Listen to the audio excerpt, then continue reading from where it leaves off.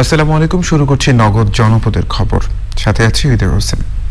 এখনকার সংবাদ আয়োজন একই সঙ্গে চ্যানেল আই অনলাইনের লাইভ টিভি এবং চ্যানেল আই অনলাইনের ভেরিফাইড ফেসবুক পেজেও সরাসরি প্রচার হচ্ছে। মানিকগঞ্জ পৌরসভা নির্বাচনে আইনশৃঙ্খলা বাহিনী সরকারি দলের প্রার্থীর পক্ষে নেমেছে বলে অভিযোগ করেছে বিএনপি। অপরদিকে আওয়ামী লীগ প্রার্থীর দাবি মিথ্যা নালিশের কারণে বিএনপিকে ছেড়ে গেছে জনগণ। এরকম পাল্টাপাল্টি অভিযোগ ও দাবির মধ্যে ভোটাররা আশা করছেন ভোটের ফল যাই হোক কিছুটা হলেও ভাগ্য ফিরবে তাদের। গোলাম সারোয়ার সানুকে সঙ্গে নিয়ে আলিয়াজগড়ের ভিডিও চিত্রে সোমা ইসলামের রিপোর্ট। মোট 4 ধাপে হবে সারা দেশে পৌরসভা নির্বাচন। তারই অংশ হিসেবে 28শে ডিসেম্বর ভোট হচ্ছে 21টি পৌরসভায়, যার একটি রাজধানী থেকে খানিক দূরে মানিকগঞ্জ। করোনাকালে সেখানকার হালচাল এবং ভোটের হাওয়াটা কিরকম? বিএনপির মেয়র প্রার্থীকে পাওয়া গেল প্রচারণায়। সঙ্গী সাথী অবশ্য হাতে গোনা। সুষ্ঠু ভোট হলে নিজের জয়ের ব্যাপারে শতভাগ আশাবাদী তিনি, কিন্তু প্রশাসনের নিরপেক্ষতা নিয়ে তার অনেক অভিযোগ। পরিচয় দিচ্ছে আমি ওসি, আমি এএসপি, আবার বলছে সাথে র্যাব আছে। ওই হারেদের বাসায় বলছে যদি বেশি করেন তাহলে তুলে নেওয়া হবে। এমনকি আমার আহ্বায়ক জামিল রশিদ খানের বাসায় তারা হানা দিছে। আমার স্বেচ্ছাসেবক দলের সভাপতি শরীফ ফেরদৌসের বাসায় সেই বান্ধুটি গিয়ে হানা দিছে, বলছে না নির্বাচনে নামবেন না, তাহলে উঠে নেওয়া হবে। Until death I shall be stand in the field. আমি আমার নির্বাচন চালিয়ে যাব। বিপরীতে বেশ ফুরফুরে মেজাজে লোকবল সঙ্গে নিয়ে নৌকার জন্য ভোট চাইছেন আওয়ামী লীগের প্রার্থী। চোখ বন্ধ করে বিজয়ে আশাবাদী তিনি, তবে কেন্দ্রে ভোটাররা আসবেন কিনা সেই প্রশ্নের উত্তর অজানা। পুলিশকে স্থানীয় ওসি দিয়ে আপনি ভয়ভীতি দেখাচ্ছেন না, সত্য কেমনে হইব সত্য? তার কারণ সে একবার উপজেলার চেয়ারম্যান ছিল, 2 বার 3 বার। তারা তো একটা টিউবওয়েল কোথায় গাড়ছে এটাও কিন্তু এই 12-13 বছরে কোনো নজির নাই, কাজ করে নাই। কিন্তু বিএনপি যখন ছিল তখন তার হাত পাও বান্ধা ছিল কিনা? কাজ করার মতন মন মানসিকতা লাগে, কাজ জানতে হয়। কই থেকে world bank, Asian development bank থেকে টাকা কিভাবে বাইর করতে হয় আমি ইনশাল্লাহ জানি। প্রার্থীরা যখন উন্নয়নের কথা বলে নানা অঙ্গীকার করে ভোট চাইছেন, তখন ভোটারদের বক্তব্যটাও একটু জেনে নেওয়া যায়। আমার বাড়ি তো ভোট আছে, 10-12টা ভোট আছে। এই ডরের কারণে 11 জন ভোটার ভোট দিতে যায় না। ভোট দিতে যাইব কি? আমি মনে করেন আমি গেলাম সেন্টারে, গেলাম আমি ভোট দিবেন নিকে, ওই গেলে গেলে করো গা, বাসায় যাও গা, ভোট হয়ে গেছে।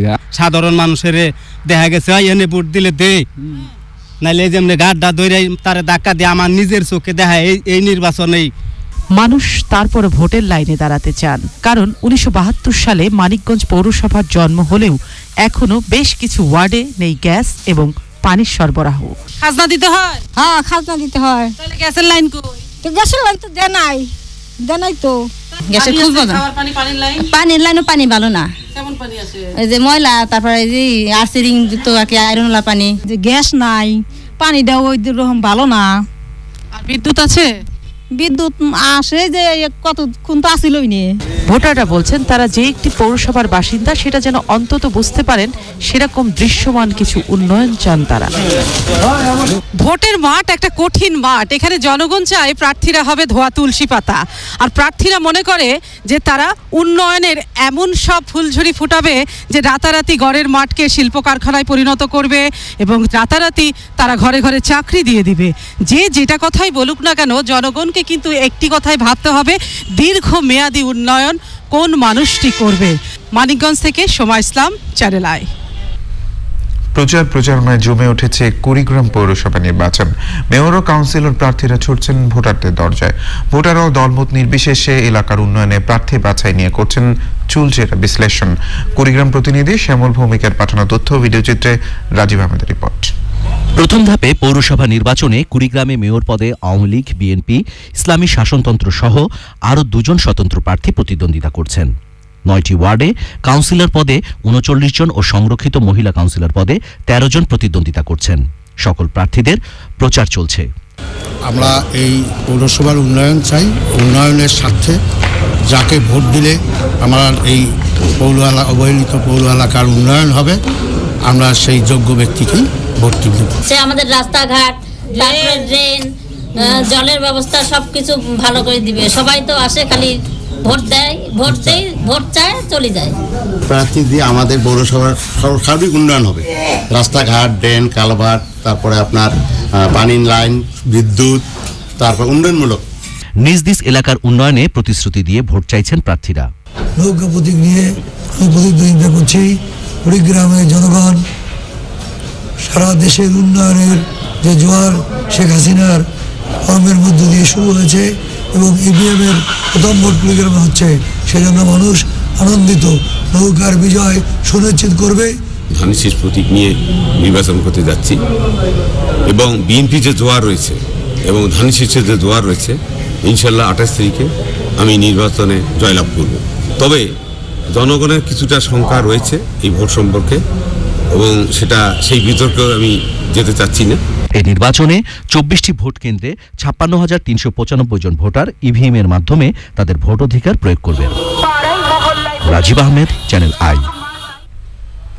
বহিরাগত সন্ত্রাসীদের এনে রংপুর বদরগঞ্জ পৌরসভা নির্বাচনে বিশৃঙ্খলা সৃষ্টি করলে কাউকে ছাড় দেওয়া হবে না বলে জানিয়েছে প্রশাসন। উপজেলা নির্বাহী কর্মকর্তার কার্যালয় মিলনায়তনে প্রথমবারের মতো বদরগঞ্জ পৌরসভায় ইভিএম এর মাধ্যমে নির্বাচন অনুষ্ঠিত করার লক্ষ্যে প্রার্থীদের সাথে মতবিনিময় করা হয়। ইভিএম এর মাধ্যমে ভোট প্রদান নিয়ে বিস্তারিত তুলে ধরে মাল্টিমিডিয়া উপস্থাপন করেন সিনিয়র জেলা নির্বাচন কর্মকর্তা দেলোয়ার হোসেন। উপজেলা নির্বাহী কর্মকর্তা মেহেদী হাসানের সভাপতিত্বে সভায় প্রধান অতিথি ছিলেন জেলা প্রশাসক আসিফ আহসান। আগামী 26 ডিসেম্বর পৌর এলাকার বিভিন্ন ভোট কেন্দ্রে ভোটারদের নমুনা ভোট প্রদান অনুষ্ঠিত হবে। এবারে প্রতিনিধিদের পাঠানো তথ্য ও ভিডিও চিত্র রয়েছে সুমন সারোয়ারের ডেস্ক রিপোর্ট। বঙ্গবন্ধুর ভাস্কর্য ভাঙচুরের প্রতিবাদে বরিশালে মানববন্ধন ও সমাবেশ করেছে বাংলাদেশ শিক্ষক সমিতি। সমাবেশে সভাপতিত্ব করেন বরিশাল শিক্ষক সমিতির সভাপতি অধ্যক্ষ ফরিদুল আলম জাহাঙ্গীর। ভূমিদস্যু চক্রের বিচারের দাবিতে ব্রাহ্মণবাড়িয়ায় সংবাদ সম্মেলন করেছে ভুক্তভোগী পরিবার। পৈতৃক ওয়ারিশ সূত্রে পাওয়া জমি প্রভাবশালীরা জোরপূর্বক দখল ও মিথ্যা মামলা দিয়ে হয়রানি করছে বলে অভিযোগ করেন জমির মালিক ইকরামুল আমিন। ঝিনাইদহের পায়রা চত্বর, মুজিব চত্বর, আরাবপুর সহ বিভিন্ন স্থানে ছিন্নমূল শীতার্তদের কম্বল বিতরণ করেছে জেলা প্রশাসন। কক্সবাজারের চকরিয়া হারবাং ইউনিয়নের সাবেক চেয়ারম্যান নুরুল আফসার এবং আওয়ামী লীগের সাবেক সভাপতি শফিউল ইসলামের মৃত্যুতে খতমে কোরআন, দোয়া মাহফিল, আলোচনা সভা হয়েছে। সভায় প্রধান অতিথি ছিলেন সংসদ সদস্য জাফর আলম। নারীর রাজনৈতিক ক্ষমতায়ন বিষয়ে খুলনায় অপরাজিতের সাথে মত বিনিময় সভা করেছে সংসদ সদস্য অ্যাডভোকেট গ্লোরিয়া ঝর্ণা সরকার। কুষ্টিয়ার কুমারখালীর কোয়া মহাবিদ্যালয়ে ব্রিটিশ বিরোধী বিপ্লবী বাঘা যতীনের ভাস্কর্য ভাঙচুরের প্রতিবাদে সমাবেশ করেছে স্থানীয় নাগরিক পরিষদ। প্রধান অতিথি ছিলেন সংসদ সদস্য ব্যারিস্টার সেলিম আলতাফ জর্জ। লক্ষ্মীপুরের তেরবিকি বাজার ব্রিজের নির্মাণ কাজ শুরু হয়েছে। ভিত্তিপ্রস্তর স্থাপন করেন সংসদ সদস্য AKM শাহজাহান কামাল। নোয়াখালীর সোনাইমুড়ি উপজেলার 7টি ইউনিয়ন ও সোনাইমুড়ি পৌরসভায় 1000 বয়স্ক ও বিধবা ভাতার বই বিতরণ করা হয়েছে। উপস্থিত ছিলেন প্রধানমন্ত্রী ব্যক্তিগত সহকারী ও জেলা আওয়ামী লীগের সহসভাপতি জাহাঙ্গীর আলম। পটুয়াখালী বাদুড়া হাই স্কুল মাঠে যুব জাগরণ সামাজিক উন্নয়ন সংস্থার পক্ষে দেওয়া 800 শীতবস্ত্র বিতরণ করেছেন পুলিশ সুপার মইনুল হাসান। সাতক্ষীরার কালীগঞ্জ উপজেলার ধলবাড়িয়া ইউনিয়ন পরিষদের চেয়ারম্যান গাজী শওকত হোসেনের বিরুদ্ধে দুর্নীতি ও অনিয়মের অভিযোগে বিক্ষোভ মিছিল ও মানববন্ধন করেছে স্থানীয়রা। পরে জেলা প্রশাসকের কাছে অভিযুক্ত চেয়ারম্যানের বিরুদ্ধে দ্রুত ব্যবস্থা গ্রহণ ও অপসারণের দাবিতে স্মারকলিপি দেওয়া হয়। জাতির পিতা বঙ্গবন্ধু শেখ মুজিবুর রহমানের ভাস্কর্য ভাঙচুরের প্রতিবাদে ঠাকুরগাঁয়ে বিক্ষোভ ও মানববন্ধন কর্মসূচি পালন করেছে মুক্তিযোদ্ধা সংসদ। Suman Sarwar, channel I. কক্সবাজারে রোহিঙ্গাদের কারণে ক্ষতিগ্রস্ত স্থানীয় জনগোষ্ঠীর স্বাস্থ্য ও পরিবেশ সুরক্ষায় উন্নত স্যানিটেশন ব্যবস্থা গড়ে তুলছে স্থানীয় সরকার বিভাগ। জনপ্রতিনিধিদের দাবি, এই উদ্যোগে এ অঞ্চলে পানিবাহিত রোগ কমে এসেছে। উপকৃত হয়েছেন 10 লাখেরও বেশি মানুষ। শৌমিক আহমেদের রিপোর্ট। রোহিঙ্গাদের কারণে পরিবেশ, স্বাস্থ্য, আর্থিক ও সামাজিক নানা প্রতিবন্ধকতার শিকার স্থানীয়রা। জাতিসংঘের উন্নয়ন সংস্থার গবেষণায় দেখা যায়, রোহিঙ্গা সংকটে সরাসরি ক্ষতিগ্রস্ত কক্সবাজারের 2/3 মানুষ। জরিপে অংশ নেওয়া টেকনাফ এবং উখিয়ার 80% মানুষ বলছে, রোহিঙ্গাদের কারণে ভূমি ও কাজ হারিয়ে নানা বিশৃঙ্খলায় সংকটাপন্ন তাদের জীবন। স্থানীয় সরকার বিভাগের উদ্যোগে ক্ষতিগ্রস্ত এই জনগোষ্ঠীর স্বাস্থ্যসম্মত জীবন নিশ্চিতে কাজ করছে বেসরকারি সংস্থা হাইসাওয়া। আমরা যখন এই টেরিটরিগুলো আমরা চিহ্নিত করতাম, সেখানে অবশ্যই ডিজেবল যারা আছে, প্রতিবন্ধী যারা আছে, তাদেরকে আমরা প্রথম ফার্স্ট প্রায়োরিটি দিতাম। এটা দেওয়ার ফলে মূলত ছাত্রছাত্রীরা ইজিলি স্যানিটেশনের যে রুলসগুলো আছে, হাইজিনের যে রুলসগুলো আছে, এগুলো সহজে মানে মেনটেন করে করতে পারতে আগে খুব কঠিন ছিল। এখানে হাজার হাজার টুরিস্ট আছে, পর্যটক আছে। এখন কোম্পানি একটা দিছে, বাথরুম দিছে, টয়লেট, এটা কিন্তু মাশাআল্লাহ সুন্দর। করোনা ভাইরাসের এই সময়ে এটাকে এমনভাবে আমরা পেয়েছি, আমাদের জন্য এতটা মানে সহযোগী হচ্ছে, আমাদের খুব আমি উপকার পাচ্ছি আর কি। টেকনাফ ও উখিয়া উপজেলার বিভিন্ন পরিবার ছাড়াও ধর্মীয় ও শিক্ষা প্রতিষ্ঠানে 2000 স্বাস্থ্যসম্মত টয়লেট স্থাপন করা হয়েছে। ডায়রিয়ার প্রাদুর্ভাব বেশি ছিল আর অন্যান্য ইনফেকশাস ডিজিজের প্রাদুর্ভাব বেশি ছিল।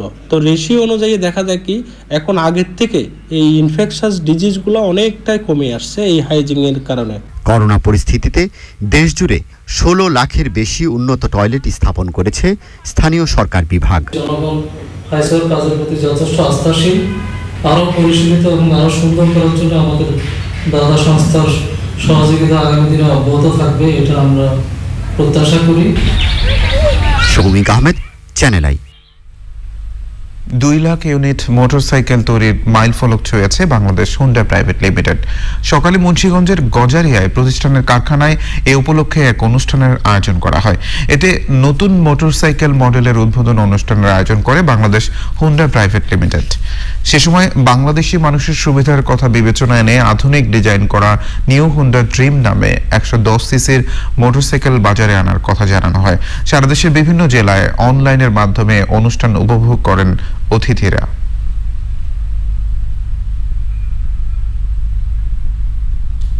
এই ছিল নগদ জনপদের খবর। ধন্যবাদ সবাইকে।